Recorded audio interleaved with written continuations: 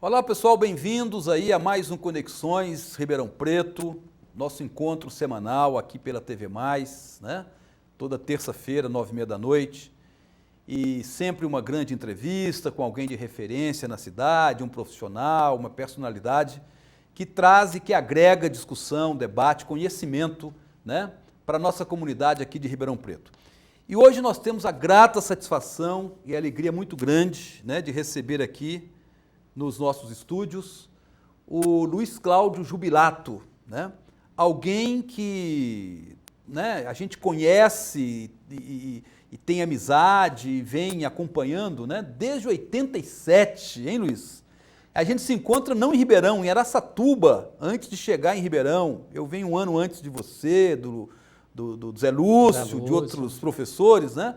Trabalhávamos no COC naquela época, né? Exatamente. Ô Luiz, é só com alegria mesmo que eu tenho que receber você aqui hoje, né? Boa noite, meu querido. Prazer todo meu, né? Nós temos uma história, né? Estamos fazendo programa juntos. A gente sempre está se encontrando, passa muito tempo sem se ver, mas se encontra de vez em quando, né? Essas e na verdade, esquinas, né? só retificando um pouco antes aqui o que eu estava falando, né? Estudamos na mesma universidade. Ah, sim. Então claro. tem uma outra coisa Uma lá outra atrás, coisa. o FJF, gloriosa Universidade Federal de Juiz de Fora, Minas. Que atualmente anda mais bonita do que era. Sim. Mais importante do que era. Quer dizer, mineiros que vieram para São Paulo e estão numa cidade, está no intercâmbio entre uma coisa e outra, né? Pois é. Ribeirão Preto tem toda aquela história de trazer gente do sul de Minas para cá. Exatamente. Basicamente, eu não sou do sul de Minas, mas sou mineiro também. Zona da Mata. A Zona da Mata. Zona da Mata Mineira, né? Você fez seu curso de letras na UFJF, quando foi mesmo, Luiz? Olha, eu fiz em 78, né? Entrei em 78, fiz 4 anos de curso, depois saí para o mercado. Quer dizer, comecei a dar aula com 18 anos, né? Então já estava no mercado de trabalho assim que eu formei. Em 78, eu já não estava mais em Juiz de Fora. Eu me formei lá na UFJF em 77, em filosofia. Então, eu saí, você entrou, né? E eu já estava no mercado de trabalho durante o período já de faculdade, né? Todo mundo filosofia. passa por isso. Passou o primeiro ano, você já começa a dar aula, né? E foi o que eu fiz também. Você, com certeza, foi exatamente o que você fez, né? 18 aninhos, já faço 40 anos de profissão agora. Pois é, meu querido, olha 58 anos, estou eu há 40 anos dentro de uma sala de aula. Pois é. E aí o mundo dá voltas, a gente foi se encontrar em Araçatuba e depois aqui em Ribeirão Preto, né? Sim. E Muito aqui bom. Estamos já faz o quê? Já faz um bom tempo que nós estamos aqui, né? 87, eu cheguei aqui em 89. Então, meu filho tem 27 anos. 28 anos que eu Lohan, eu lembro dele pequenininho assim, ele tomou um enorme, né? E bonito, rapaz, né? Todo, né? Filho de quem é? Filho de peixe. Puxou a mãe. Filho de peixe, peixinho é, né? Ô Luiz, mas interessante, né? Muito interessante a gente recordar aí esses bons tempos, né? Esse período aí da... Tem muita história, né, muita história para contar, né? Ô Luiz, mas vamos atualizar então esse nosso relacionamento, essa nossa convivência, né? E a gente teve aí recentemente as provas do Enem, né? E você lá no CRIAR, né, tem tido um trabalho bem focado nessa galera que tem feito muito trabalho. Afinal, eu gostaria de saber inicialmente de você o seguinte: o Enem, desde que você vem acompanhando, desde quando foi implantado essa política pública aí, né, de ingresso nas nossas universidades, você acha que realmente democratizou o acesso à universidade?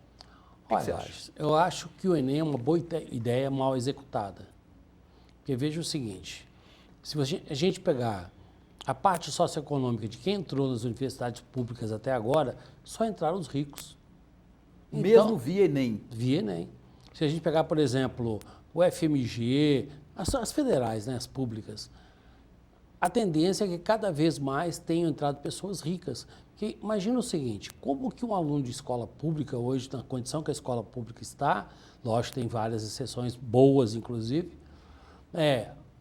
como que esse aluno, né, de escola pública vai competir contra um aluno de escola particular, que tem apostila, né, que tem várias aulas extras, que tem aquelas monumentais shows, né, perto do Enem. Então, o Enem acabou fazendo o quê? Ele acabou distanciando ainda mais a pessoa de escola pública com a de escola particular. Quer dizer, eu diria hoje para você que, se a gente pegar aquele questionário socioeconômico, olhar a tabela das grandes universidades, principalmente nos cursos de medicina, a gente vai ver muito mais aluno de escola pública fora e muito mais aluno de escola particular dentro. Então, eu não achei que houve democratização nenhuma. Eu acho que o Enem é uma boa ideia, se ele realmente fizesse isso. Mas, atualmente, não. Atualmente, o que eu tenho visto é o contrário. Eu tenho visto grandes alunos, né, de escolas públicas sem muita chance de brigar contra um aluno mediano de uma escola boa, né, de uma escola rica. Particular. Justamente por quê? Porque ele tem todos os ingredientes, ele tem na mão uma série de coisas. Porque, por exemplo, o Enem não se propunha ser uma prova conteudista no início. Era uma prova de raciocínio lógico. Ela imitava o PISA, né, que é aquele Programa Internacional de Avaliação de Alunos. De repente, o Enem virou uma prova conteudista. E quanto mais conteudista ela é, muito mais ela favorece o aluno de escola particular. Então, por exemplo, a gente imagina como que um aluno, por exemplo, da zona rural de Ribeirão Preto, ele vai competir contra um aluno que mora na cidade de Ribeirão Preto. Porque, veja, vamos levar em consideração que a educação hoje não é só uma apostila e só um professor. A Ribeirão Preto tem um caminhão de salas de cinema. Como que um aluno da zona rural vai sair de lá e adquirir um repertório cultural para brigar com essa garotada? Essa garotada tem acesso à internet fácil, né? Tem a jornal, revista, as famílias são estruturadas no sentido de fazer o filho virar um futuro mandatário da nação. Como que um aluno, por exemplo, de uma escola do interior vai competir contra esse aluno de cá? Então, eu diria para você que o Enem é uma boa ideia mal executada, por quê? Porque ele não dá a chance, ele promete uma coisa e entrega outra. E aí a gente vai dizer também uma outra coisa mais complicada ainda. O Enem já deveria ser anulado em questões de prova do Enem, e o próprio Enem, desde 98 por aí, é um escândalo atrás do outro, né? E todos esses escândalos sempre no sentido de que alguém rico pode pagar para alguém de trás pegar um dinheiro e fazer uma prova meio torta, igual aconteceu agora o ano passado, né, que um pessoal lá do Nordeste conseguiu ter a prova. E aí, disseram que pegaram 11 pessoas que tinham a prova. Do tamanho do que é o Brasil, vamos dizer, é um absurdo. Tem muito mais gente. Por exemplo, este ano passado, houve os alunos que ocuparam as escolas. E aí, o que aconteceu? Tivemos 2 Enem no Brasil. Aí o MEC disse para Deus e todo mundo que ele balanceou as provas. Você é professor, eu sou professor, é impossível você balancear as provas. Então, o que aconteceu? Caiu racismo numa prova e questão religiosa na outra. A primeira prova, que era uma discussão sobre religião, era muito mais difícil do que uma prova discutindo racismo. E as questões eram muito mais fáceis do que as que foram dadas aqui para aquele aluno que fez a primeira prova. E eu acho que esse Enem tinha que ser embargado. Sei. Ô Luiz, a gente, olha, não sou muito adepto dessas teorias de conspiração, né? Mas será que com tantos problemas que o Enem vem acumulando na sua história, não existe aí uma conspiração de grandes corporações educacionais aí contra o Enem? Ou elas se sentiram de alguma forma prejudicadas ao abalar aquele sistema antigo dos cursinhos, de massa, aquela coisa toda? Você acredita que pode ter ainda algum boicote sutil, alguma conspiração aí contra o Enem? Meio invisível, meio... Hein? O que você acha? Olha lá, eu vou dizer assim, se existe uma inspiração, se existe um complô, é a favor deles e não contra. Sabe por quê? Olha o que esses grandes grupos estão ganhando com o Enem. Olha o quanto que o Enem movimenta em termos de dinheiro. Imagina a quantidade de apostilas, por exemplo, que uma escola antes vendia e passou a vender agora por conta do Enem. Porque, vamos dizer, um boicote pode haver em relação ao Enem? Pode, mas não acredito que seja de grandes grupos, porque eles passaram a ganhar muito dinheiro com isso. É o contrário, então. Na verdade, eles estão apostando no Enem e estão, de certa forma, com uma política nova, específica, para ganhar dinheiro em cima disso. Sim. Inclusive, a gente vai levar em consideração o seguinte, alguns alunos que não têm condição de pagar totalmente a mensalidade fazem um sacrifício brutal para entrar numa escola de porte maior para poder tentar o Enem. Inclusive, existem escolas fazendo turmas específicas para o Enem num preço mais baixo. Mas aí você vai imaginar a quantidade de apostilas que ela passou a vender também. A quantidade que esses grandes grupos penetraram no interior. com a desculpa de que a apostila é própria para o Enem. Então, as grandes editoras, os grandes grupos e, vamos dizer assim, até as prefeituras, né, têm comprado apostilas de grandes grupos educacionais em função de Enem. Então, o Enem é um grande negócio. Então, eu não imagino que um grupo grande vai abrir mão disso, levando em consideração que tem um grande negócio na mão e a tendência desse grande negócio é aumentar. Veja, a expectativa desse ano é de 9 milhões e 200 mil pessoas. Só foram 7 milhões e 800 porque o Enem aumentou o valor da inscrição. Se o Enem não aumenta, vai para 9 milhões e 200. Olha a competição que isso se coloca. O Enem virou o maior vestibular do país, o maior nível de estresse. Psiquiatra, psicólogo, Deus e todo mundo passou a ganhar dinheiro com o Enem. O cara da banca de revista, tem um guia aí, né, chamado Guia de Estudante, que passou a existir, tá, a partir de então. Então a gente vai imaginar o seguinte, vê se o guia de estudante vai fazer uma briga contra o Enem, se ele passa o ano inteiro dando informações sobre o Enem, inclusive casos, né, aqueles famosos casos que mexem com a emoção das pessoas, né? Por exemplo, as grandes redes, né, de televisão, a gente imagina a quantidade de casos tristes que elas contam e levam a audiência lá num patamar absurdo. Então, eu não acredito que nem televisão, nem grupo educacional, né, nem grupo empresarial, ninguém vai brigar contra o Enem. Eu acho que o Enem hoje é um grande negócio que modifica, assim, ele movimenta uma quantia tão grande de dinheiro que é mais fácil brigar a favor dele do que contra ele. Veio para ficar. Veio para ficar. Veio para ficar. E outra questão, ô Luiz, que eu gostaria até pela sua experiência no CRIAR, né, que, enfim, é uma referência em relação ao preparo aí dos alunos para o Enem, né?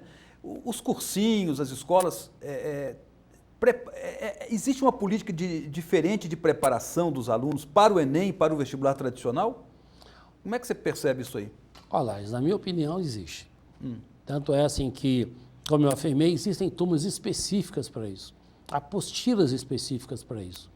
Porque, veja, muitas vezes o aluno que vai prestar o Enem, que é rico, ele pode pagar um preço que a escola cobra, mas a escola, de repente, prefere fazer um preço mais baixo e pegar um grupo de alunos que tem, assim, menos poder aquisitivo e esse pessoal acaba, inclusive, indo para uma segunda linha. Existem escolas, por exemplo, que têm 2 CNPJs, né? Um abriga um tipo de aluno, o outro abriga outro tipo. Olha só. Então, é assim, uma grande jogada que muita gente faz. Então, o Enem veio para ficar, veio para montar, mexer com dinheiro, veio para, inclusive, estabelecer uma estrutura. E até na igreja, né, teve a bênção da caneta esses dias aí, né? Até a igreja tirou uma casquinha nisso aí. Uma casquinha, o padre foi lá, logicamente ele fez o papel dele, mas muita gente acreditou que a bênção da caneta faria melhor do que uma apostila. Luiz, interessante a nossa conversa. Vamos dar um intervalinho, né? Rápido, a gente volta daqui a pouco. TV Mais. Paixão por Ribeirão. Ela surpreendeu a cada semana com assuntos interessantes e convidados pra lá de especiais. Foram temas importantes, muitos polêmicos, em programas que informaram, divertiram e até emocionaram. E você sempre se perguntando, quem será o convidado desta semana? Quer saber quem estará comigo nas próximas edições? Não dá para revelar agora, mas eu garanto que nesse ano terá muito mais surpresas. TV Mais, a nossa paixão por Ribeirão só aumenta.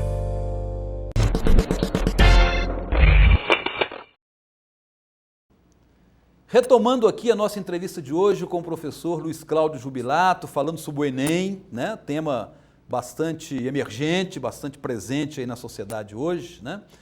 Ô Luiz, retomando aqui no segundo bloco, né? Essa polêmica recente aí envolvendo o Enem, na última prova do Enem, em relação a zerar as redações que falassem mal ou fizessem uma abordagem crítica em relação aos direitos humanos, né? E, na verdade, foi uma organização ligada ao movimento Escola Sem Partido que entrou no Tribunal de Justiça lá em Brasília, conseguiu uma liminar. A Carmen Lúcia deu a liminar, né? Quer dizer, tivemos essa prova do Enem sem essa ameaça de zerar a prova de redação.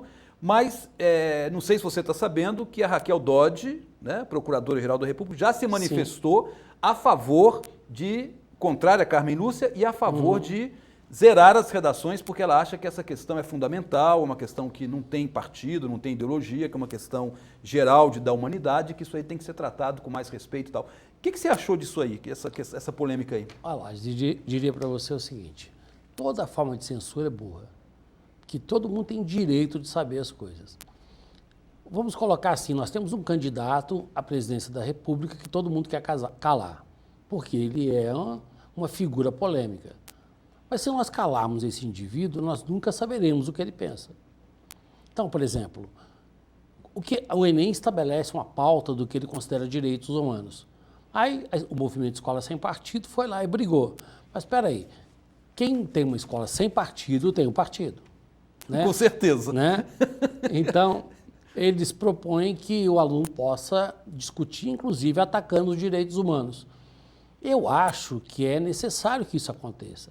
Eu acho que a gente não pode tirar a censura, tem que colocar. Acho que a Carmen Lúcia está perfeita. Eu acho que tem que ser colocado isso. Mas eu duvido que um imbecil desse consiga entrar numa faculdade. Que eu acho que um professor, corrigindo uma redação e vendo a maneira como uma pessoa se posta diante da humanidade, diante da sociedade, eu duvido que esse professor consiga colocar esse aluno lá dentro. Mas você não pode deixar de saber o que ele pensa. Né? Então, vamos falar bem claro. Eu quero saber o que o Bolsonaro pensa. Se eu censurar o Bolsonaro... Veja, eu sempre fui um cara de esquerda. Mas uma das obras que eu li foi do Golbery. O Golbery do Couto e Silva falava uma coisa muito séria, que a esquerda nunca sabe o que a direita pensa, mas a direita conhece a esquerda muito bem. Tanto é que a esquerda sempre rachava e a direita não. Então, eu acho que nós, como educadores, precisamos pensar em um monte de situações. Um dos melhores alunos que eu tinha, ele era adorador do nazismo. E aí vem aquela história. Se eu vou lá e censuro esse garoto, eu nunca sei o que ele estava pensando. E ele aliciava alguns outros alunos. Só que ele era genial. O dia que eu dei uma nota máxima na redação dele, fui quase linchado na escola. Tipo assim, pessoal, como é que você dá uma nota para um nazista, nota máxima? Assim, porque a redação dele não era sobre nazismo e a argumentação dele era perfeita.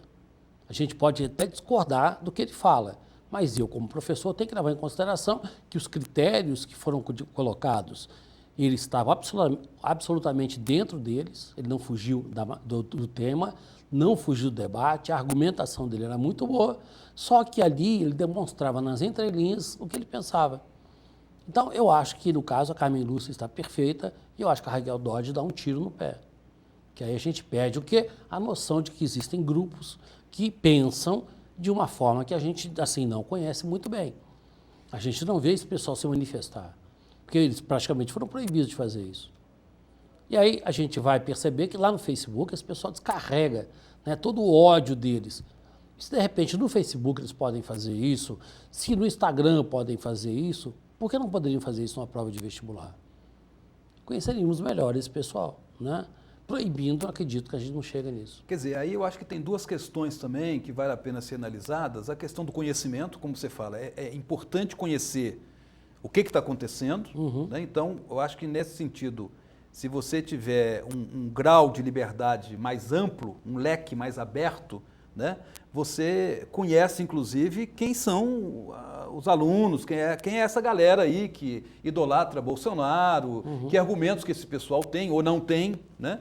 E, por outro lado, Luiz, a questão também vamos dizer assim, que você falou, e eu acho que falou muito bem, que argumentos teriam, né, esse pessoal para poder estar falando contra direitos humanos numa prova? E por aí isso também é avaliado, os argumentos, o raciocínio lógico, o encadeamento de ideias e valores, enfim, né? E isso, sendo avaliado, eu acho que isso aí também resulta no cômputo geral dessa nota, dessa avaliação e tudo mais. Quer dizer, e aí eu acho que, de certa forma, existe um crivo, existe aí um funil que vai selecionar o pessoal. É isso? Concordo com isso, Laís. É o seguinte, na minha opinião, as duas coisas que mais fogem, que mais zeram o aluno na prova do Enem. Primeiro, fuga ao tema. O aluno que tem fuga ao tema é o aluno que não lê.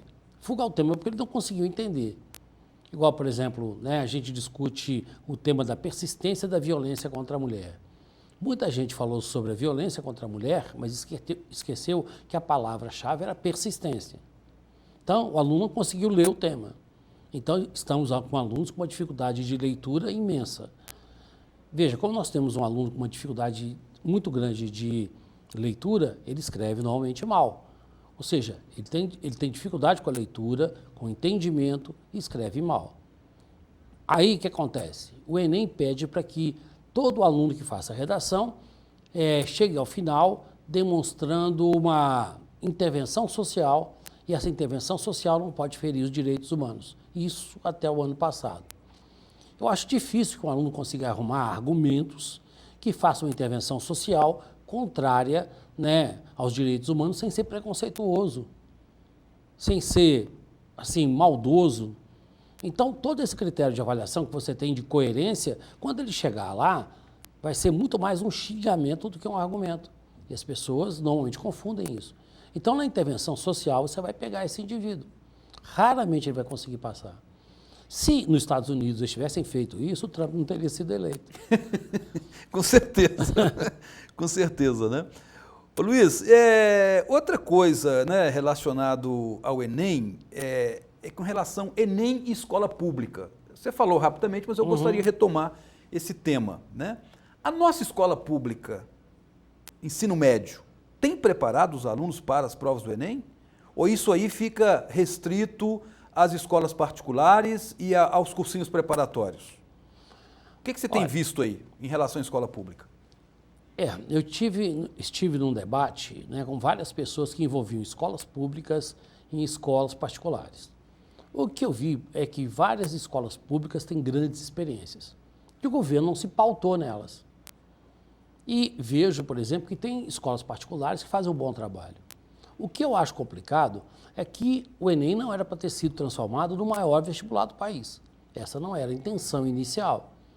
Né? Quem criou o Enem foi a Maria Inês Fini, né, lá no governo Fernando Henrique Cardoso, com a proposta de ser um processo de avaliação. Quando perceberam que ninguém ia fazer avaliação no Brasil, porque o pessoal detesta ser avaliado, aí o Enem passou a ser porta de entrada a partir do governo do PT para entrar na universidade. Ou seja, um grande, vamos dizer assim, um grande viveiro de votos também. Você abriu uma porta para o aluno dizendo para ele assim, olha, você vai pagar uma mensalidade, você pode escolher a faculdade que você quiser. O aluno de escola pública, muitas vezes, ele fica, assim, tipo, seduzido por essa conversa. Mas na escola pública são poucas que têm um trabalho voltado especificamente para isso. A grande parte não consegue ter uma janela, não consegue ter uma porta, o professor agredido em sala de aula. Como que você vai conseguir fazer um trabalho para Enem com um aluno que não tem expectativa nenhuma de nada? A gente tem uma noção aqui de Ribeirão Preto, né, os bairros mais periféricos, nós temos escolas grandes, inclusive, né, e essas escolas poderiam fazer um trabalho para o Enem, mas antes deveriam fazer um trabalho para recuperar o aluno para a sociedade. Porque muitas vezes ele está simplesmente fora assim, do contexto social, ele virou traficante de drogas, ele virou um aluno violento, ele virou um aluno que assalta. Então, essa pessoa, né, precisa ser resgatada primeiro para dentro da sociedade, para que depois você faça um trabalho com eles para o Enem. O aluno bom, ele tem condição de fazer isso? Há escolas que fazem isso, literalmente fazem, mas não conseguem competir com o aluno de escola particular. Porque essa sim tem apostila, professor preparado, professor que é corretor de banca examinadora, que o Enem permite, não é? Esse professor, querendo ou não querendo, ele traz toda a experiência que ele adquiriu para lá, para dentro da escola. E existem professores que até se vangloriam, né, de ser corretores ou ex-corretores, e nesse caso, por exemplo, por mais que a gente queira que a escola pública seja, vamos dizer assim, aquela escola que fez o papel que o Enem quer que ela faça, efetivamente ela não tem condição. Preparar? Prepara. Algumas, tá? A grande maioria não. A grande maioria não está nem dentro do contexto social do bairro onde está.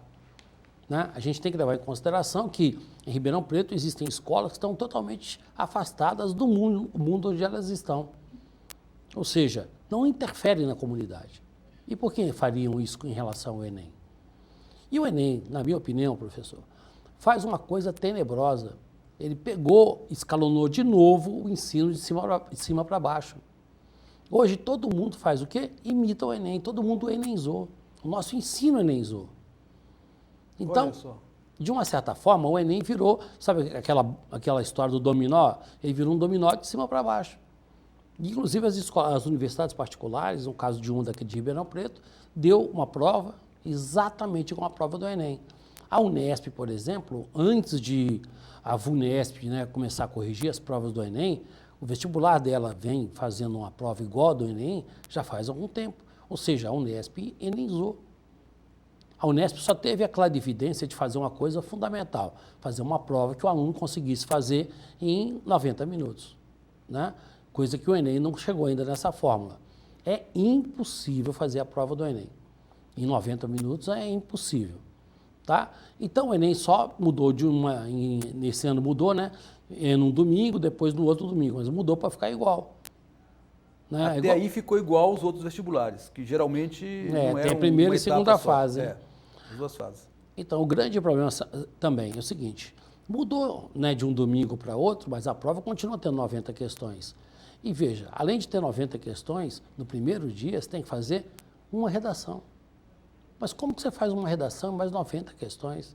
A redação tinha que ser num dia separado, tinha que ser num sábado, para não ter um mínimo de Tem que possibilidades. ser um dia apenas para redação. Para redação. Seria interessante. Exatamente. Já isso. que esse é o peso maior da própria avaliação, no geral, né? E o Enem tinha que ser uma prova melhor elaborada. E os fiscais melhor treinados. E ficar mais fácil da gente entender, assim, como que é feito todo o processo de correção da redação do Enem. Porque há disparidades muito grandes, né, entre professores. O Enem diz que corrige isso com o terceiro professor, e até com o quarto professor. Mas houve, tempos atrás, pessoas que entraram com mandato contra o Enem, eu falo aí de 3, 4 anos atrás, 4 anos atrás, entraram com mandato contra o Enem. O que aconteceu foi o quê? Simplesmente tiveram a sua nota revista. Foi muito boa essa conversa, Luiz Cláudio, né? O Enem, uma questão que interessa muito a galera mais jovem aí, que está entrando na universidade, fazendo cursinho, fazendo ensino médio, né? Foi muito esclarecedora, né, a sua entrevista, questões muito interessantes que você levantou aqui, polêmicas, né? E, enfim, mas contribui muito para o debate um tipo de entrevista como essa, né? Eu só tenho a agradecer a sua presença aqui, né, na TV Mais, aqui no Conexões. Muito obrigado por ter vindo. Eu agradeço o convite, né? E nos encontramos mais uma vez depois de algum tempo, né, professor? Lembrando que o CRIAR começou na sala da sua casa. É mesmo, estou lembrando mais esse detalhe interessante mais um aqui. Detalhe. Tinha um grupo de estudos com alunos nossos, né? Exatamente. E dali a coisa ganhou corpo, você seguiu essa trajetória, muito interessante. Me fez me lembrar de uma coisa interessante aqui. Gente, ficamos aqui hoje então, chamando vocês aí para a próxima terça-feira, 9h30 da noite, aqui na TV Mais, com mais um programa do Conexões Ribeirão Preto. Até lá!